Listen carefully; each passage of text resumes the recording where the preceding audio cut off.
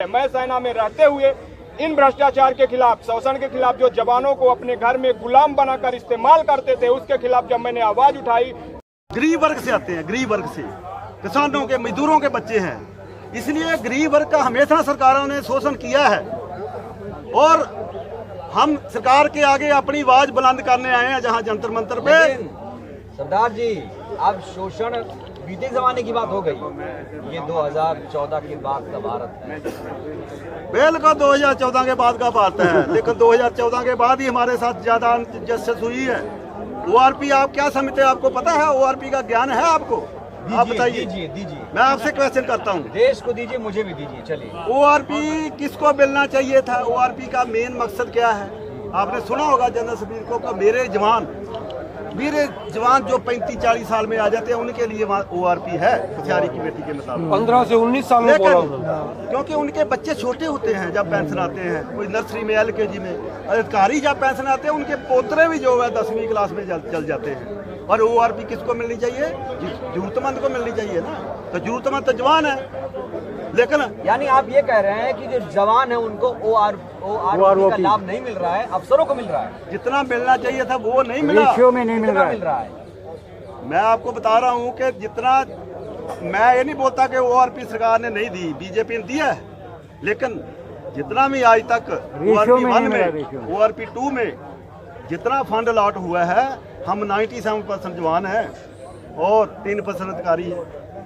और जितना fund allot हुआ है उसका 68%, 97% हिस्सा 3% ले गए अधिकारी, और हमारे को 97% को 3% मिला। नहीं, क्या रेवड़ी बट रही है मोदी? रेवड़ी आप कह रहे हैं वो ले गया। रेवड़ी ही बट रही है सर, रेवड़ी बट रही है। दूसरा सर, सबसे ज्यादा हमारा जो पेंशन ना बढ़ने का कारण है हमारी MSP मल्टी सर्विस रिस्क भत्ता है। आप मेरे को बताइए कि रिस्क भत्ता जो दिया गया, जबकि सेंट्रल गवर्नमेंट एम्प्लॉई को नहीं दिया गया, ओनली डिफेंस फोर्सेज को दिया। इसलिए दिया कि इनकी रिस्क लाइफ होती है, बॉर्डर के ऊपर गोली के आगे होते हैं। अभी जिसकी लाइफ को रिस्क होगा ज़्यादा, जवान जो बॉर्डर पे ऊपर खड़ा है उसकी लाइफ को रिस्क ज़्यादा है। जहाँ पीछे बंकर में, जहाँ MH की जो नर्स पीछे हॉस्पिटल में टीके लगाती है, उसको ज़्यादा रिस्क है। लेकिन एक बहुत बड़ा मुद्दा आप लोगों ने लिखा है कि फौज में भी करप्शन है। ये तो सरकार बर्दाश्त नहीं करेगी। ये करप्शन आपने कहा ना खाऊंगा ना खाने दूंगा, करप्शन कर कौन रहा है? सर, सबसे ज्यादा करप्शन है। हमने कई दफा डिफेंस मिनिस्टर के साथ मेमोरेंडम दिए हैं, हमने डिफेंस मिनिस्टर के साथ पारीकर से लेके अभी तक मीटिंग की, हमने बताया है और एग्जाम्पलें भी दी है। करप्शन का मतलब है, अभी जैसे सहायक सिस्टम है, हमने RTI पा के जवाब भी मांगा डिफेंस मिनिस्टर पे, क्या एक अधिकारी को उनके घर में नजायज काम कराने के लिए, बर्तन धुलाने के लिए, कार साफ करने, कुत्ते घुमाने के लिए, बच्चे की पोटी उठाने के लिए जवान भर्ती होता है? क्या जवान भर्ती होता है? अफसरों के पर्सनल काम में है, वो ही करप्शन है। इसका मैं ये देखिए प्रताप जी, अगर मैं प्रताप जी जो चश्मदीद हैं, भुक्तभोगी भी रह चुके हैं, कोर्ट मार्शल चल चुका है, लेकिन अब बरी है, आजाद है।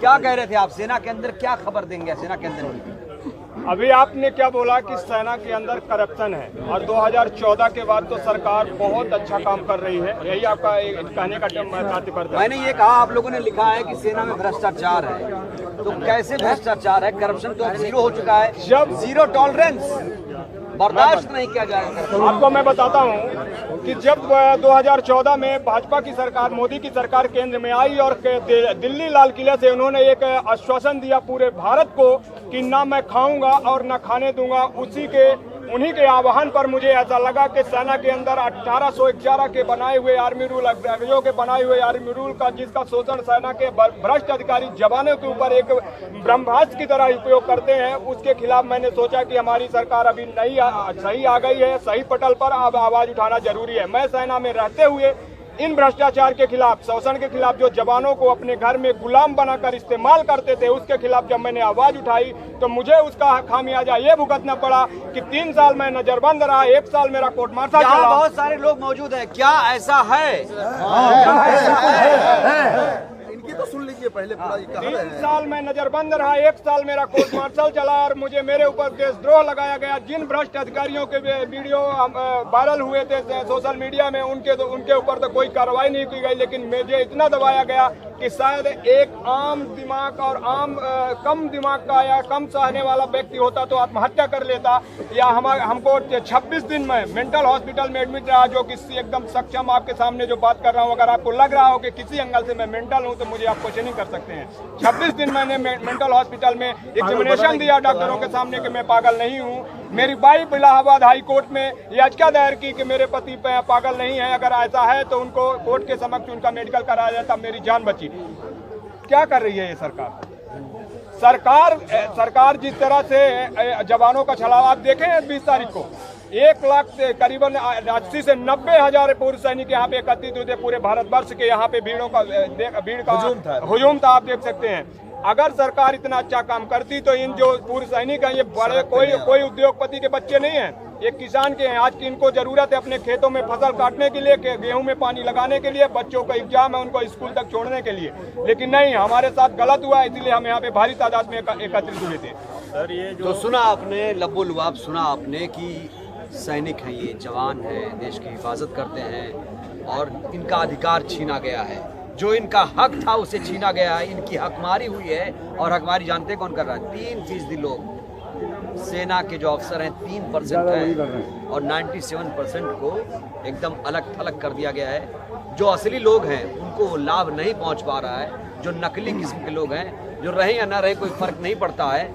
अब सोचिए आप, उन तक वो लाभ पहुंचा दिया गया है, 97% को उसे दूर कर दिया गया है। इसीलिए दिल्ली में देश के कोने कोने से सैनिक, पूर्व सैनिक इकट्ठा हुए हैं, अपनी मांगों को लेकर सरकार से विनती कर रहे हैं, गुहार लगा रहे हैं, मन्नत मांग रहे हैं। लेकिन सरकार कब सुनेगी, ये बड़ा सवाल है। आप क्या सोचते हैं? हमें आपकी राय का इंतजार रहेगा। शुक्रिया।